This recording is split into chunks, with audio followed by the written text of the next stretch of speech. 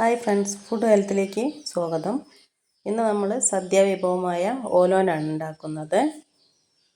ഇപ്പോൾ ഇതെങ്ങനെയാണ് ഉണ്ടാക്കുന്നതെന്ന് നോക്കാം. അതിന് വേണ്ടിയിട്ട് ഒരു 250 ഗ്രാം മമ്പയറാണ് എടുത്തിട്ടുള്ളത്. അത് കുറച്ച് ചൂടുവെള്ളം ഒഴിച്ച് അരമണിക്കൂർ മാറ്റി വയ്ക്കണം. അരമണിക്കൂറിന് ശേഷം കഴുകി അരിച്ച് എടുത്തതാണ്. അതിലേക്ക് ഒരു ഗ്ലാസ് വെള്ളം ഒഴിച്ച് നമുക്ക് കുക്കറിലിട്ടിട്ട് ഒരു 3 വിസിലാക്കി എടുക്കണം. അതിന് ശകലം ഉപ്പും കൂടെ ഇട്ട് കൊടുക്കുക. എന്നിട്ട് 3 വിസിലാക്കി എടുക്കുക. അത് വിസിലാകുന്ന സമയം കൊണ്ട് നമുക്കൊരു 500 ഗ്രാം മത്തൻ അത് നന്നായിട്ട് കഴുകി വൃത്തിയാക്കി മുറിച്ചെടുക്കാം. അതിലേക്ക് ഒരു 7 പച്ചമുളകും കൂടെ ചീന്തിയിടണം. മത്തൻ ചെറിയ ചെറിയ പീസുകളാക്കി എടുക്കണം. ഇനി നമുക്കിതൊരു പാത്രത്തിലേക്ക് മാറ്റി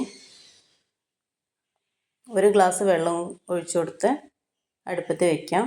അടുപ്പത്ത് വയ്ക്കുന്നവർക്ക് അടുപ്പിൽ വയ്ക്കാം, ഗ്യാസിൽ വയ്ക്കുന്നവർക്ക് ഗ്യാസിൽ വെച്ചിരിക്കാം. ഞാൻ അടുപ്പിലാണ് വയ്ക്കുന്നത്. വെള്ളം ഒഴിക്കുന്നത് ഏറിപ്പോവരുത്, കറക്റ്റായിട്ട് തന്നെ ഒഴിക്കാവൂ. ഇനി അത് അടുപ്പത്ത് കിടന്ന് അവിടെ വേകട്ടെ. ആ സമയം കൊണ്ട് നമുക്ക് തേങ്ങ പാലെടുക്കാം. അപ്പോൾ ഒരു മുറി തേങ്ങയാണ് തേങ്ങാപ്പാൽ എടുക്കാൻ വേണ്ടി എടുത്തിട്ടുള്ളത്. അത് നന്നായി ചിരവി അതിലേക്കൊരു 1/4 ടീസ്പൂൺ ചെറിയ ജീരകം കൂടെ ചേർത്ത് പാലെടുത്ത് വയ്ക്കാം. ആ സമയം കൊണ്ട് നമ്മുടെ മത്തൻ വെന്തിട്ടുണ്ട്. അതിലേക്ക് കുറച്ചും കൂടെ ഉപ്പ് ഇട്ട് കൊടുത്ത് വെള്ളം ഒന്ന് വറ്റുന്നതിന് വേണ്ടിയിട്ട് വെച്ചതാണ്.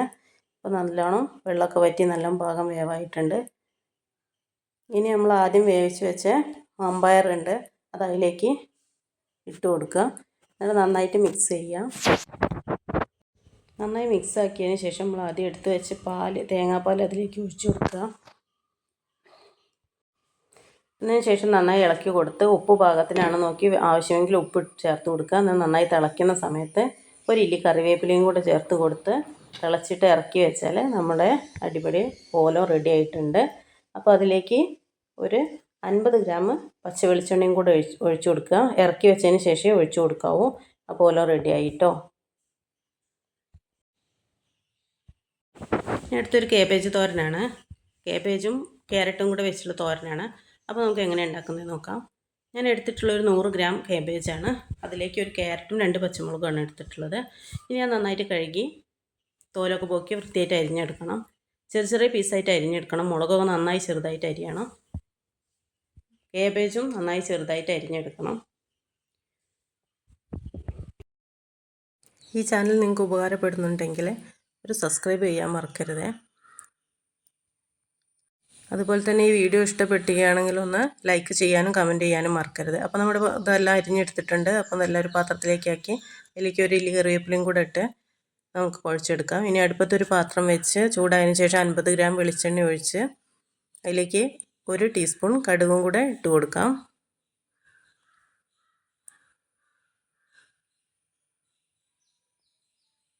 കടുക് പൊട്ടി വരുന്ന സമയത്ത് 1 ടേബിൾ സ്പൂൺ ഉഴുന്ന്, 1 ടേബിൾ സ്പൂൺ പരിപ്പ് ഇവ രണ്ടും ചേർത്ത് കൊടുക്കാം.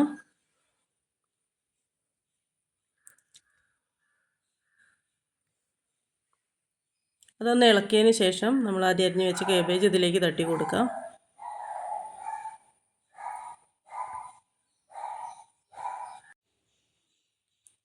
ഇതിലേക്ക് കുറച്ച് ഉപ്പും കൂടെ ഇട്ട് കൊടുക്കാം. എന്നതിന് ശേഷം നന്നായി ഇളക്കി കൊടുക്കുക. ഉപ്പ് നിങ്ങളെ പാകത്തിന് എത്രയാണെന്ന് ഇടാവുന്നതാണ്. കുറേശ്ശെ ഇട്ട് കൊടുക്കുക. ഇനി പോരെങ്കിൽ പിന്നെ ഇട്ട് കൊടുക്കാം.